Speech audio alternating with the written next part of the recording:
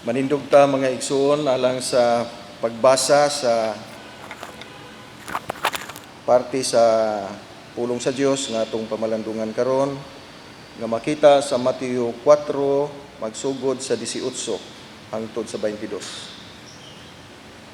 As Jesus was walking beside the Sea of Galilee, he saw two brothers, Simon called Peter and his brother Andrew. They were casting a net into the lake, for they were fishermen. "Come, follow me," Jesus said, "and I will send you out to fish for people." At once they left their nets and followed him. Going on from there, he saw two other brothers, James, son of Zebedee, and his brother John. They were in a boat with their father Zebedee, preparing their nets. Jesus called them, and immediately they left the boat and their father and followed him. May God bless us with His word tonight. Amen. Malingkod ta. Mayong gabi natong tanan. Usa na usab ka okasyon diin sa matag simana sa tunga-tunga. Magakita kita alang sa pag-ampo o kalakip sa atong pag-ampo mao ang pagpamalandong sa pulong sa Dios. Nini nga punto sa chapter 4 sa Matthew naay pipila ka mga butang atong makita. Hilabi na sa punto sa commitment. Kana bang pagtugyan sa imong kaugalingon sa usa ka buluhaton? Commitment. Commitment actually simply means persistence in what you are doing. No, you are committed to do something, you start it, you continue in the middle, and then you go to completion of it. Mao na ang commitment. So kung taman ra ka sa sugod, taman ra pug ka sa tunga-tunga, pero wala nimo nahuman, short siya sa definition sa commitment.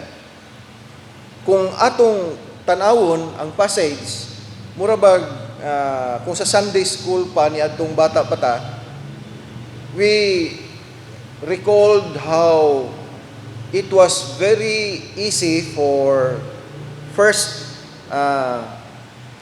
James and John to follow, no?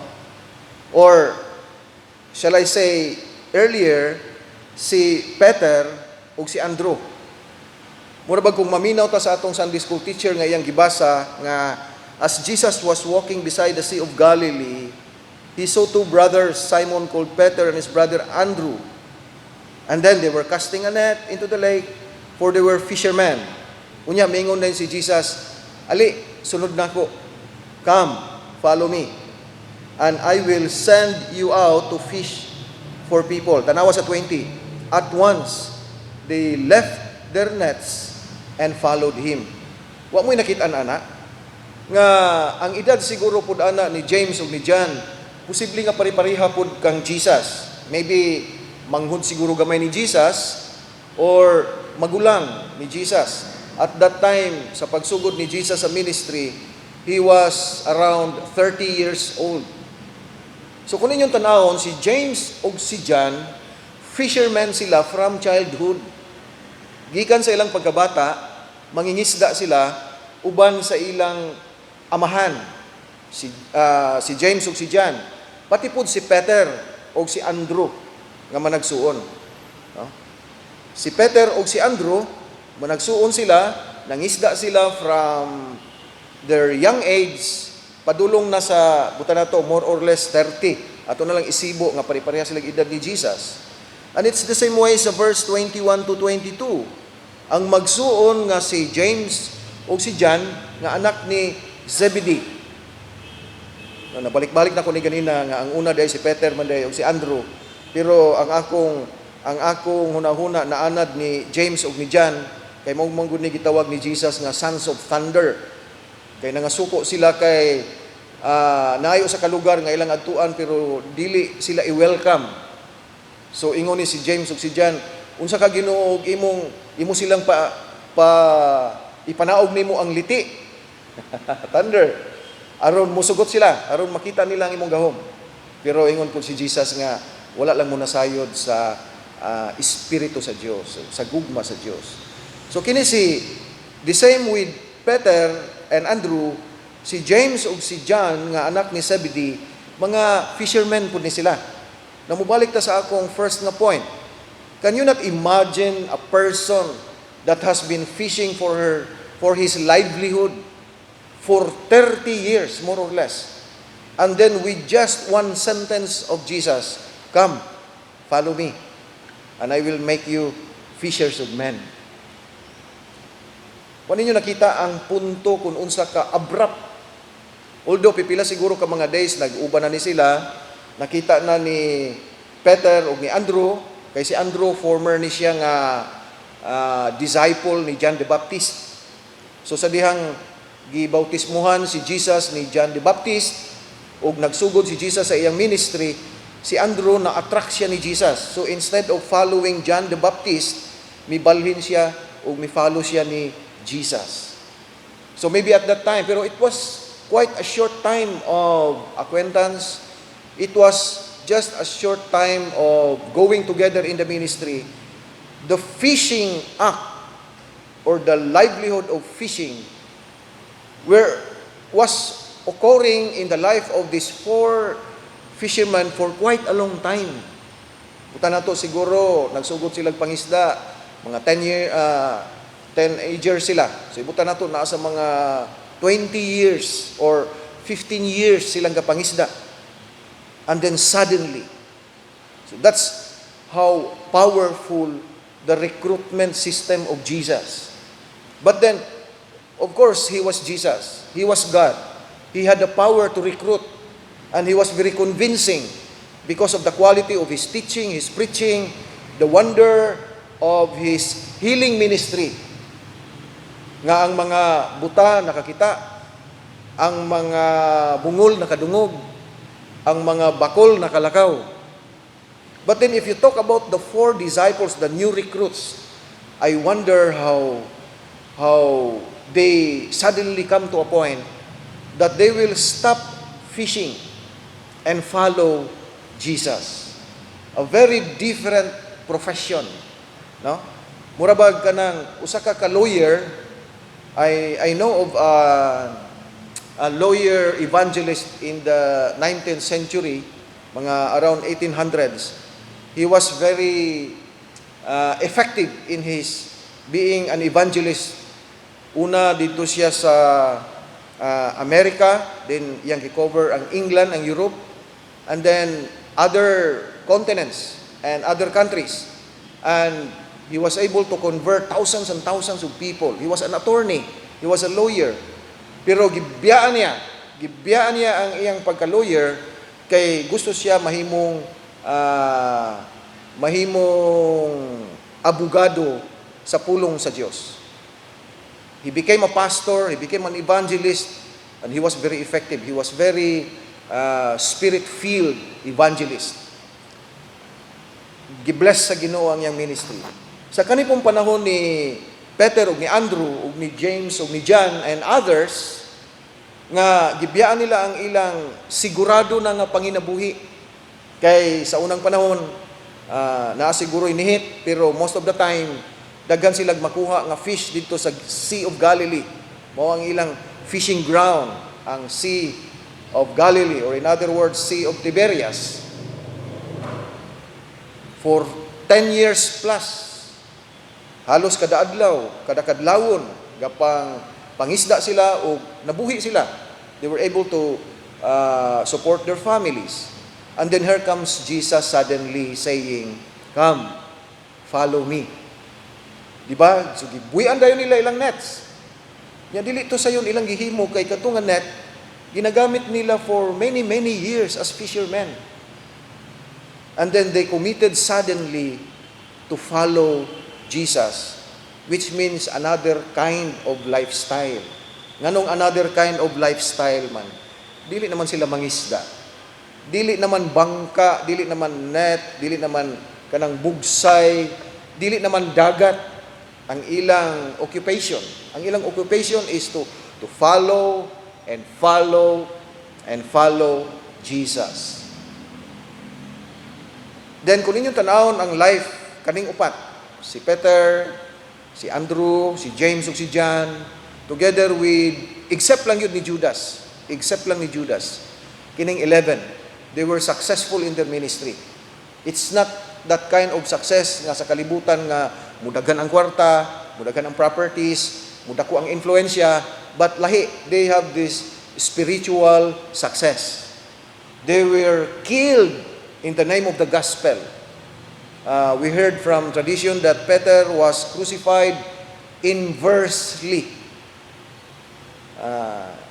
Baligtad ang ulo nasa anak kasuko tong mga Jews sa unang panahon sa ministry ni Peter nga wala lang diha sa Jerusalem kundi ingabot sa Caesarea, ingabot sa Rome, no?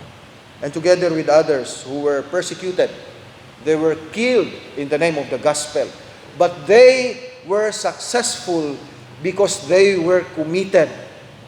They continued to become disciples of Jesus. They continued to become heralds of the gospel. When Jesus died, Jesus resurrected, and then Jesus stayed with them for 40 days, and then Jesus gave them the Great Commission to go to all places, to all nations, and make disciples. These followers exactly did that. Ilan ang gihimo, ilang gitugyan ang ilang kinabuhi, ang nahabilin nilang kinabuhi sa pagtuman sa sugo ni Jesus to go and make disciples. No? So I wonder what kind of commitment was that? And there's only one answer. That commitment is empowered by the Holy Spirit of God. Without the Holy Spirit of God, no one person can be committed to the gospel, changing lifestyle, form of livelihood, and totally following Jesus, and in sharing the Word of God and in making disciples. So that was how deep the commitment of Peter and Andrew and James and John. Tanawa na guning sa verse 22. And immediately they left the boat and their father and followed him. Mao na ang statement pertaining to James and John. Ang context ani, nangisda sila dito sa Lake of Galilee, and then milabay si Jesus, maybe kauban na si Peter o si Andrew, kay na-recruit man niya earlier, and then iyang gitawag ang duha ka managsuon. And immediately, that's what the Bible says, they left the boat and their father and followed him. Subo kung atong itandi sa mga nagakumitar unta sa ilang kinabuhi ngadto sa Dios. Pagsulod sa ministry, kung maghisgutag mga pastor, sa wala pa sila gidawat, ingon nga pastor, dunay mga standard nga pangutana sa obispo. Kung ang applicant pagka-pastor, iya bang kaugalingong desisyon nga musunod siya ni Kristo pinaagi sa pagka-pastor? Iya bang buhaton ang mga butang ingon nga mga pastor? Magwawali? Ibanghilista? Mupadayon ba sila bisag unsay mahitabo? Yes, bishop. Yes, bishop. Actually, dunay standard ana nga pangutana ang atong book of discipline. Pag-abot sa panahon, pag-abot sa panahon, subo. Tungod kay naay muundang sa tunga kay lahi ang direction. Naasa na, nawala na. Pero kining upat, bilib ko, hurot akong saludo ani, plus kadtong 7 ka mga disciples. Kay hangtod na sa kamatayon ni Jesus, hangtod na sa pagkabanhaw ni Jesus, hangtod na sa pagbayaw ni Jesus, the ascension to heaven. So, feeling nila, nabiyaan na po sila.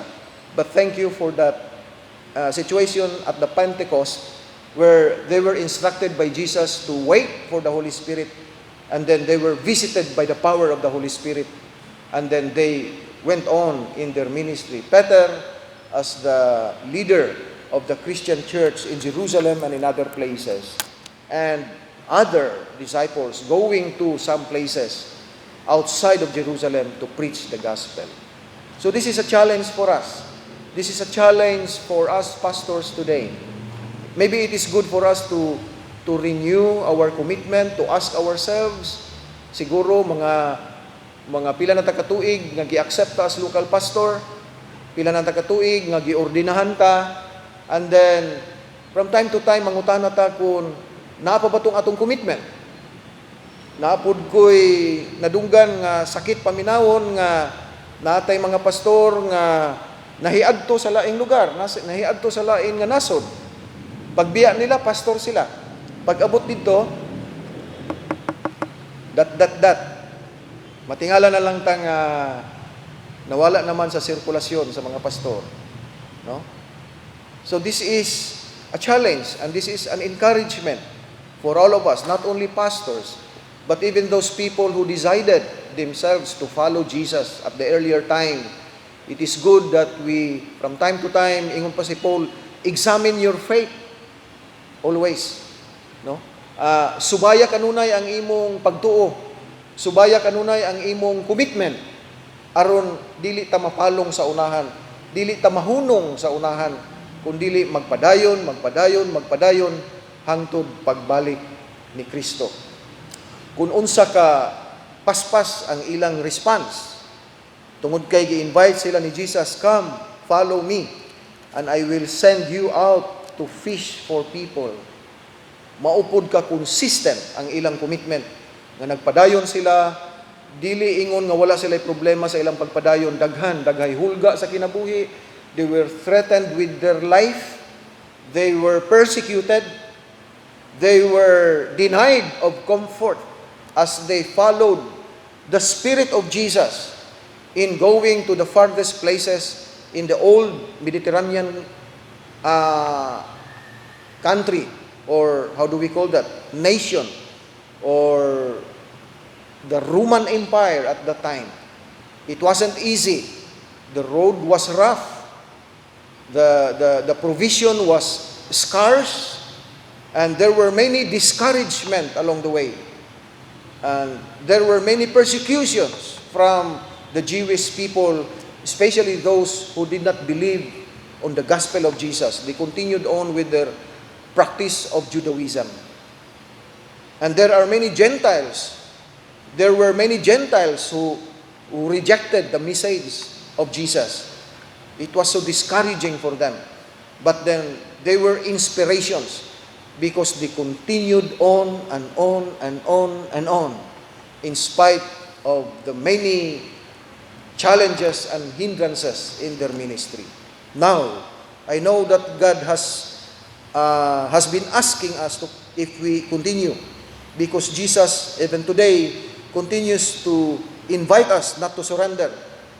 We can almost hear the words of Jesus not only telling Peter and Andrew and James and John and the rest of the disciples, but to all of us today, "Come, follow me, because I will make you fishers of men." Maybe in the past several years, we said, "Yes, Lord, we will follow you." We had all the excitement, we had all the inspiration to decide to follow Jesus and preach the Word of God and preach the gospel. Today, maybe it is good for us to examine whether are we still willing to follow Jesus? Are we still willing to continue with our ministry? Or for the lay people watching this virtual worship service, are we still willing to continue with our commitment to follow Jesus by supporting the church, by loving the church, by giving money to the church, by giving time for the church, as we have committed ways earlier or years earlier? And I do believe that by the help of the Holy Spirit of God, we are inspired to say to to Jesus, "Yes, Lord, I will come to you always. I will draw near to you, and please continue to send me to be fishers of men." In the name of the Father, and of the Son, and of the Holy Spirit. Amen.